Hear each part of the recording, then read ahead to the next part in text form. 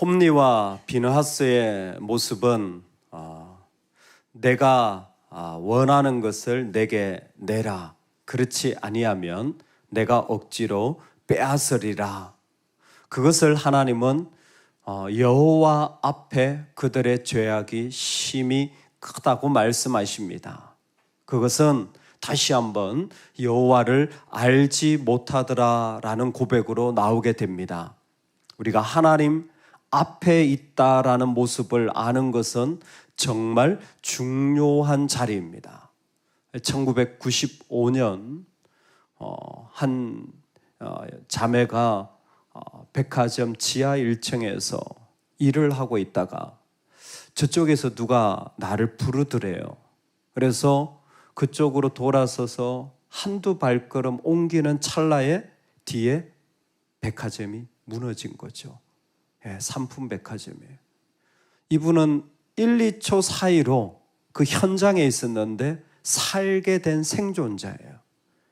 그러면서 뒤를 돌아보니까 완전 폐허가 되어지고 내가 저 자리에 있었을 사람인데 라는 그 마음이 들면서 정말 죽음이라는 것이 바로 앞에 있구나. 죽음이라는 것이 이렇게 1, 2초 사이로 갈라질 수 있구나라는 것을 느끼고 나서, 물론 사고의 이 후유증도 있지만 그때 일어난 그 죽음 그 자리를 보면서 이분이 느낀 마음, 책을 쓰셨더라고요. 그렇게 고백하더라고요. 죽음 앞에서 보니까 세상 모든 일들이 다 사소해 보이더라. 죽음 앞에서 보니까 그 모든 일들이 다 사소해 보이더라. 그렇게 막 이거 해야 되고 막 저게 문제가 되고 그랬는데 한번 그 순간에 자기 인생에 바뀐 것 하나는 뭐냐면 죽음 앞에서 보니까 별거 아니더라는 거예요. 그리고 얼마든지 문제 안 되더라는 거예요. 죽음 앞이 아니라 우리는 여호와 앞에 설 수 있기를 소망합니다. 살아계신 하나님 앞에 설 때에 과연 죽음의 실체를 본 자가 그렇게 느낀다면 하나님의 실체를 우리는 어디까지 얼마나 알고 있을까요? 우리는 정말 하나님의 실체를 어디까지 경험하며 살아가고 있을까요? 그 하나님의 권위에는 비교도 할 수 없는 죽음을 보고도 이건 문제될 게 아닙니다 라고 인간은 말하게 되어져 있는데, 과연 온 세상의 주인 되신 여호와를 우리는 알고 있습니까? 그들은, 홈리와 비느하스는 그들 나름대로의 삶의 패턴이 있었던 것 같습니다. 이 소년들의 죄가 여호와 앞에 심히 크면 그들이 여호와의 제사를 멸시함이었더라.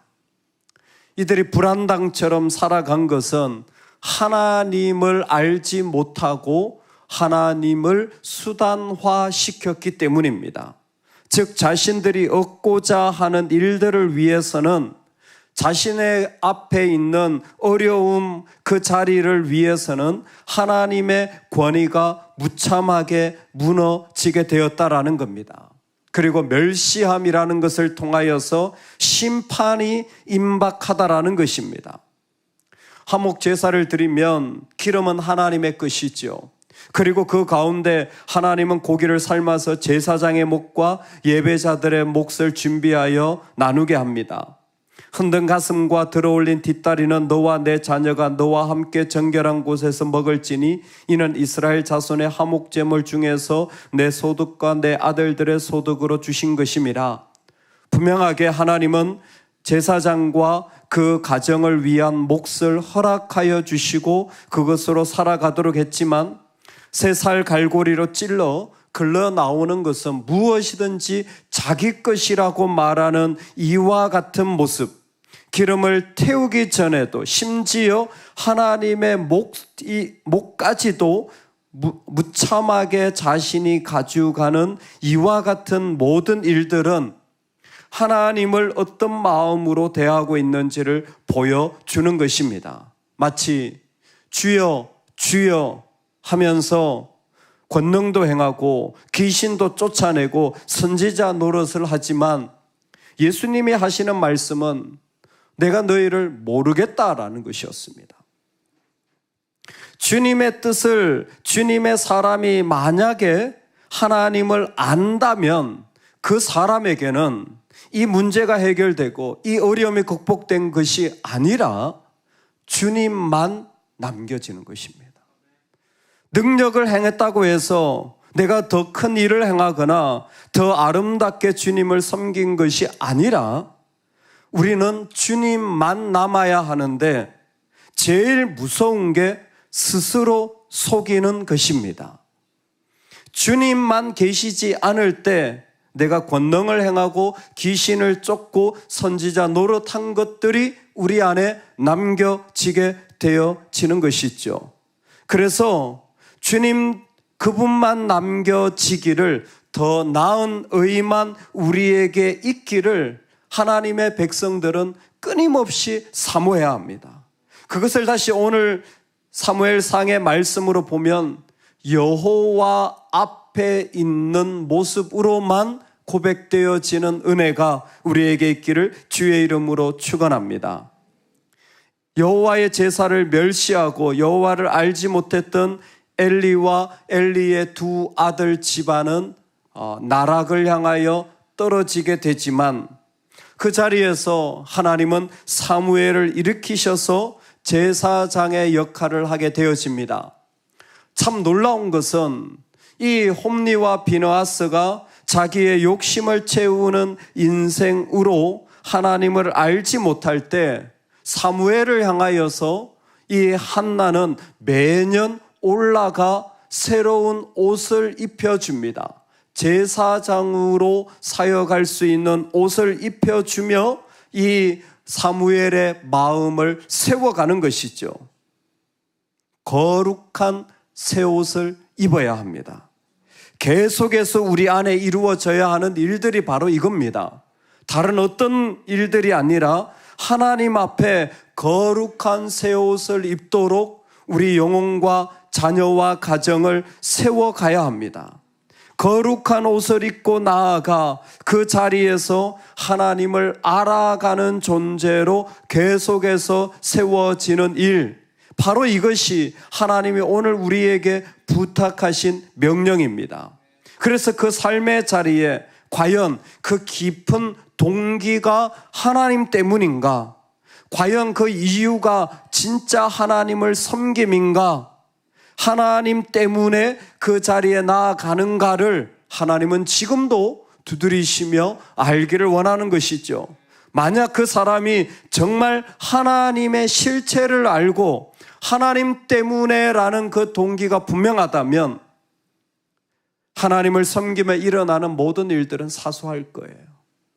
하나님을 섬기며 따라가는 일들에 일어나는 어려움은 사소해질 겁니다. 그건 우리를 넘어뜨릴 수도, 우리를 약하게 할 수도 없는 그저 먼지와 같은 것들 뿐일 것입니다. 하나님은 오늘 우리에게 너는 여호와를 아니? 너는 여호와 앞에 서 있니? 라고 물으시는 장면 앞에 서 있습니다. 이 세상에 성전에 있어도 하나님을 섬겨도 하나님을 알지 못하는 자가 있다면, 아니 그와 같은 자리에서 똑같은 자리에 있지만 하나님을 더욱 알아가고 하나님을 더욱 들어가는 자로 세워지는 이 자리, 바로 하나님 앞에 서 있나라는 것입니다. 그러므로 우리는 우리 자신에게 계속해서 물어야 합니다. 나에게 하나님은 어느 정도의 하나님이신가? 나에게 하나님의 실체는 어느 정도인가? 놀랍게 신약 성경을 읽어보면 이 부분은 분명합니다. 하나님을 믿는 것을 예배를 드려라 라고 하면 얼마나 간단합니까?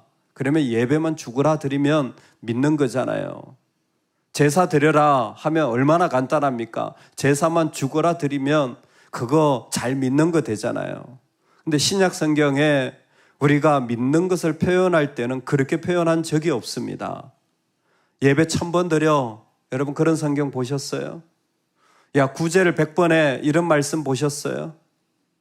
전부 다 믿음을 표현할 때는 그리스도 안에입니다. 우리의 행위가 아니라 주님과의 연합이라는 거예요. 그리스도 안에예요. 아주 중요한 모멘텀입니다. 그리스도 안에. 이건 뭔가 그리스도와 일어나야 된다는 거예요. 뭔가 그리스도와의 관계 속에서 세워져야 된다는 거예요. 뭔가 그리스도와의 관계 속에서 설명되어져야 된다는 거예요. 그 안에 신비하게 그리스도가 계심으로 말미암아 일어나야 된다는 거예요. 그게 믿음이라는 거예요.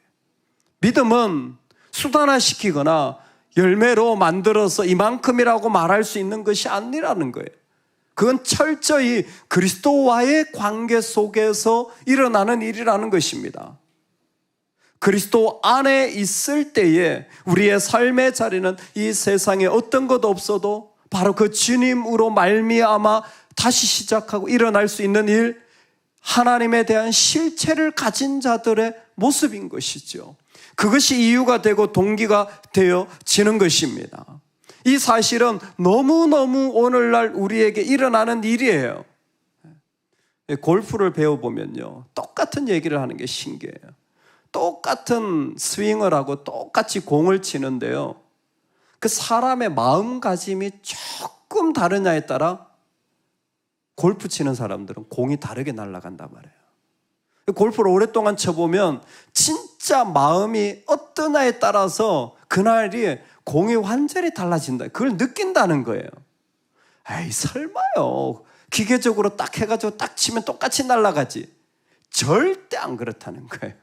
마음이 조금만 뭔가 이상해도 그 공에 너무 달라서, 최경주 선수 같은 경우에는 선수 활동할 때 부인이 매일 해준 게 그거라잖아요. 말씀 구절을 적어가지고 당신은 그게 치고 걸어갈 때마다 말씀만 생각해. 근데 그게 말씀의 인도함을 받으라는 것도 있지만 사실은 선수들은 그 미세한 차이에 경기력이 너무 많이 차이가 나는 게 골프 경기라는 거예요. 저는 그 얘기를 들을 땐 저는 그게 사실이라고 느껴져요. 왜? 믿음이 그렇거든요. 믿음 생활은 보이지 않아요. 하지만 그 안에 동기가 무엇인지, 그 안에 주님이 계신지, 정말 주님 때문인지 그 마음가짐 하나를 우리는 모두 냄새 맡고 느끼고 알는, 그 일을 가만히 돌아보면 그 안에 정말 하나님 때문인가, 정말 주님이 계신가, 정말 주님 앞에서의 모습인가를 우리는 살피지 않을 수가 없는 거예요. 정말 이것이 주님이 원하시는 것인지 끊임없이 묻게 되어지는 것이죠. 그 주님이 우리 안에 깊이 고백되어지기를 원합니다. 그리고 오늘 그 여호와 앞에 설 때에 이 땅에 있는 어떤 것도 우리를 흔들 수 없는, 어떤 것도 무너뜨릴 수 없는 하나님의 견고한 성, 새 옷을 입는 은혜로 살아가기를 주의 이름으로 축원합니다. 아멘, 아멘.